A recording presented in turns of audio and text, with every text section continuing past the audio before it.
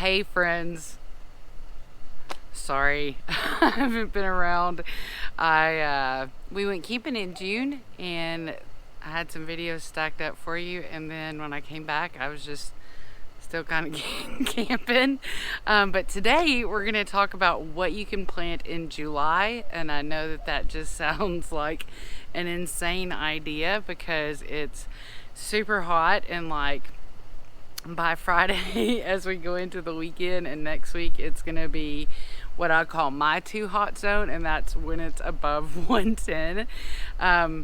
Below 110, I can stomach it, but to me, when it's 111, 113, that's when I just do everything I can to stay in the house. I don't know about you. So, I'm fully aware of how that plays with us mentally in terms of thinking about planting anything, especially planting some of the things that I'm going to talk to you about today.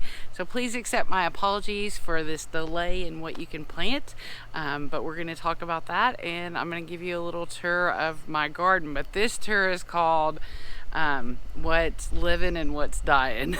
So, and I'm sure that you're going to be able to relate to that.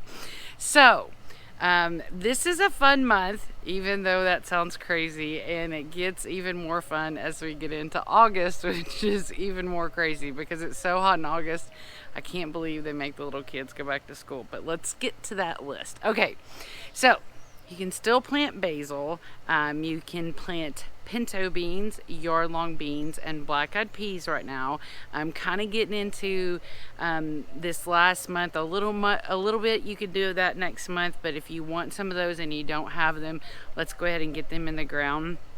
Corn, along with kind of the monsoony feeling that's going on in the valley, is coming back into play. So if you didn't do well with corn earlier, this is still a great time to get your corn going. And even though the monsoons are so tricky, plant your monsoon garden, but still water it as though the monsoons may never come. Okay, so then we can still do Armenian cucumbers and cantaloupes. You can plant shallots right now.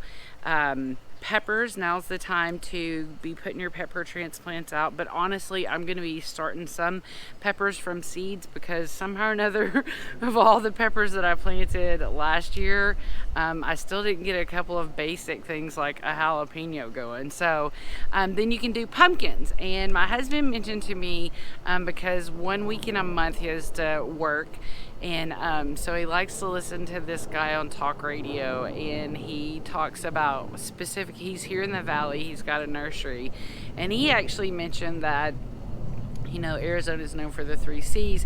Well, it's known as the cotton state, but it almost could be known and should have been known as the pumpkin state, because apparently this time of the year is the best time and the best place to be growing pumpkins. So I am going to go a little crazy with pumpkins. I've got one pumpkin that is doing its own wild thing back here, but I think I'm just going to fill up the front bale full of pumpkin seeds and see what happens. So along with pumpkins, you can also get your winter squash going. So I'm killing anything that I have in the squash family except maybe for one butternut, and then I'm going to get everything going again from seed. And this warm time, I mean, I know it feels crazy to us as humans, but seeds love this warm time, especially when they're getting access to a little bit of water. You can do eggplant, okra, still do sweet potatoes. Now's the time for the next week or two for you to start your tomatoes from seed. And I laugh because, again, that's one of those things where you're probably heartbroken over the tomatoes that are passing away in your garden, and it's hard to think about trying to start any babies. So I'm going to try and start some inside and outside, and I'm going to play around with, if you could believe it, 10 varieties that I'm going to try and put together for the fall. And also you can do tomatillos right now. Still do watermelon, and then coming in on the 15th, that's where we're going to get to start seeing some, again, our second kind of part of the year gardening begin, and we're going to be able to plant lima beans and soybeans and green snap beans. Again, I know that's difficult to fathom in terms of getting things to come up when other things in your garden are dying. But this is a really excellent way to get a jump start on your fall garden. In the flower category, you can plant cosmos, globe amaranth, kochia, vinca periwinkle, purslane, and sunflower. So again, if you want to have a lot of beautiful sunflowers in the fall for your tables, your decorations, now is the time to get your second run and sunflower. So let's go check out my crazy garden and see what's living and dying. Begin our little tour of what's living and what's dying. Here's a rosella that's in the grass doing pretty great. I've got some salads over here going to seed, so they kind of look like they're dying. This is my crazy asparagus, so just letting it get crazy and big so it gets strong roots. This is one of my strawberries that kind of took a hit while we were camping, but the other ones look good. This one's even making a runner, so I'm gonna try and make that runner go into something else. So living and dying over here. I've got this ground cherry was doing so great, but it's almost got like a blight or some kind of probably spider issue. The one on the other end of the yard did the same thing, but then it came out with new growth. So I was trying to see if this one would, but I think this is pretty much going to be called dead. That what looks green over there is actually this butternut. Looks like it's dying down here, but if you follow it up, it's doing pretty good.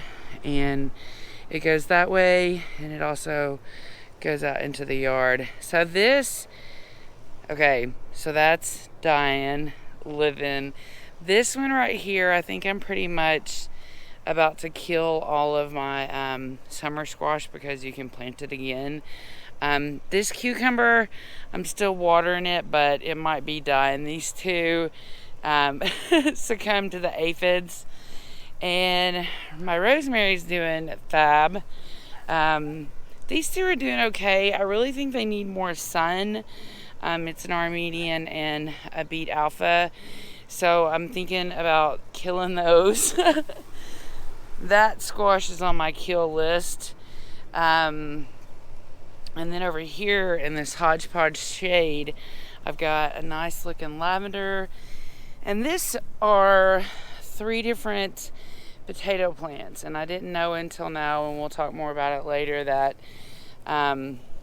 potatoes, like tomatoes, are nightshade, so they're indeterminate and determinate. This is an indeterminate variety, so it's getting pretty crazy. So I'm probably going to find a place like near a trellis soon for it. This squash had went away, but it came back. So this one and this one are probably going to get kept, but this one looks like it's dying. That one kind of got sacrificed to the squash bugs. That one was just not good of a market more cucumber. This little egg dinosaur thing is doing good, but they don't get very big. So I end up letting them just like pass away. Like this is just overripe.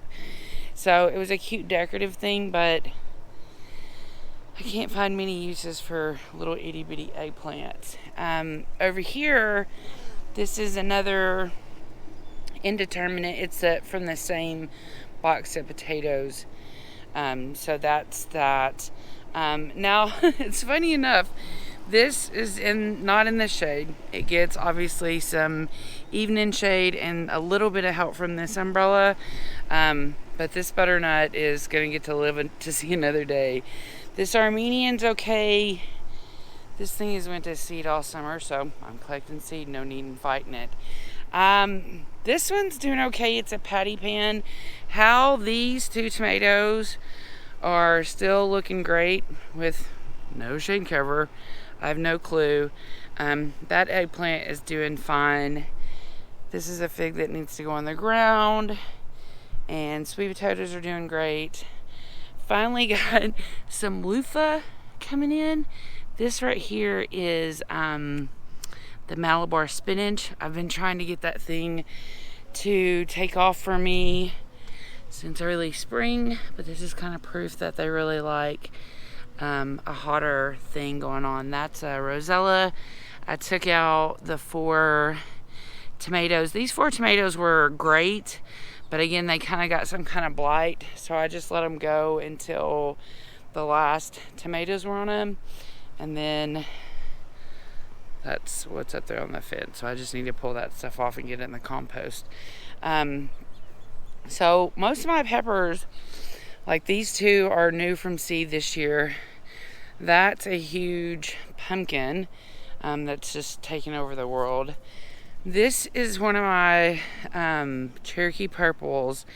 It gets afternoon sun. It stays in the shade otherwise, but it's managing to make it. So maybe I can get it to keep going for me. Like I said, the peppers I planted this from seed. It's a Chili Diablo. Doing great. This is my I make chili rellenos with it. Poblanos. It's doing awesome, but they're not very big. They only get that big, so I just keep cutting them off and eating them. This is one we've had for 100 years. This one's got a fun, hard name. So most of the things over here in the shade are doing good. See, this is that other ground cherry, and this is all the places that it had that weird looking stuff from over there, but then it, like I said, it started coming back okay. So a lot of things over here, like I said, are okay, but the problem is I do have a lot of like this, and this.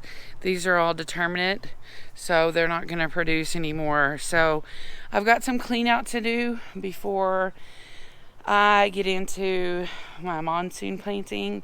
That's another couple of tomatoes that I'm trying to take through the end of summer. And there's not a lot going on over here because the bale's taking a beating. I'm going to have to kind of deconstruct it a little bit. I'm not so concerned about those tomatoes over there. And the last fun thing that I'll leave you with is we've got some sugarcane growing down here. We planted, just kind of buried a cane right there, and this is the kind that grows out the side ribs.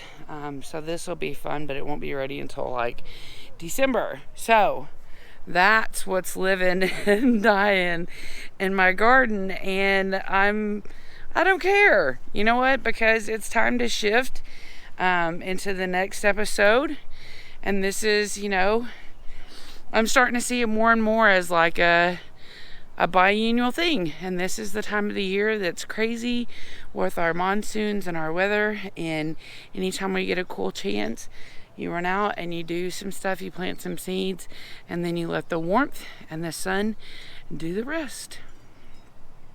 Well, I hope that you found that relatable, because obviously I always like to show you the truth of a situation. So there's things that are doing well and there's things that are not doing well, and all of those are super okay. And did I hit my super production numbers for this summer? No, I didn't. And is that okay? Yes, because I'm committed to continuing to plant and continuing to grow and to continuing to meet my family's needs from my garden. So even though it's hot as all get out, I really hope this inspires you to get some seeds started somewhere in a shady spot in your yard, maybe a sunny window in your house, because I think at this time you could play around with a window and maybe get some seeds going and then baby them along to get them outside. Again, I'm sorry for not being here so much. I counted summers. I don't know if you've ever done that if you've got kids, but it's like this. Maisie's got about 5 to 6 summers that I get left to spend with her, and Josie's got about 8. And when I reflect on it in past summers, I haven't been as present as I wanted to be. And with this crazy as the world is right now, being present with them and being just the best mom that I can be is a huge priority for me. So this summer has been so fun because that's what I've been doing, is really focusing on being present with them. And I want to be, and I will be, more present with you, because believe it or not, getting real present with them has helped me come into much more harmony with myself, and that's going to be great for all of us, because then I'm going to get to share a lot of good stuff with you. So I hope you're having the best day ever, and I look forward to sharing with you, because I was going to share today, but I'll do it. I've got some little harvesting things that I want to do with you, because I'm still picking stuff. So have a great day, friends.